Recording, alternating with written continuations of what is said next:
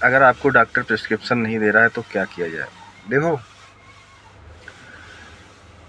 अगर डॉक्टर आपको प्रिस्क्रिप्शन नहीं दे रहा है तो आपने शायद सही से आरसीपीए नहीं किया उसके केमिस्ट के पास, या तो फिर आप उसको गलत ऑब्जर्व कर रहे हो। ठीक है, हर डॉक्टर का एक एरिया ऑफ इंटरेस्ट होता है। जैसे किसी डॉक्टर के पास वो पेशेंट ज़्यादा आते हैं जो गरीब हैं, किसी के पास शुगर के पेशेंट बहुत ज़्यादा आते हैं, किसी के पास कार्डियो के पेशेंट बहुत ज़्यादा आते हैं। ठीक है, कार्डियक डायबिटिक पेशेंट बहुत आ रहे हैं। ठीक है, या मतलब कुछ भी इस तरह से। तो आप अपने ब्रांड की एक खूबी पकड़ लो और जो उस डॉक्टर की सबसे बड़ी समस्या है उसको सुलझा दो।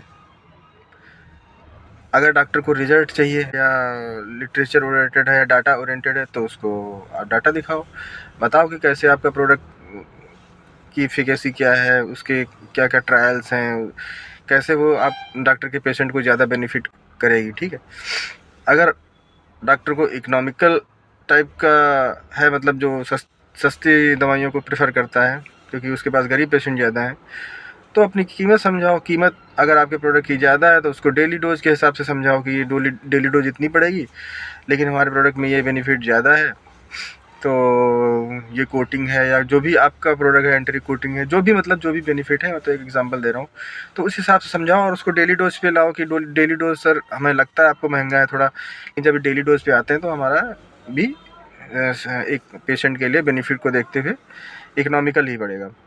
तो इस तरह से ना डॉक्टर के इंटरेस्ट के हिसाब से अपने प्रोडक्ट के बेनिफिट को समझो कि मुझे इस डॉक्टर पे क्या चीज़ बतानी चाहिए।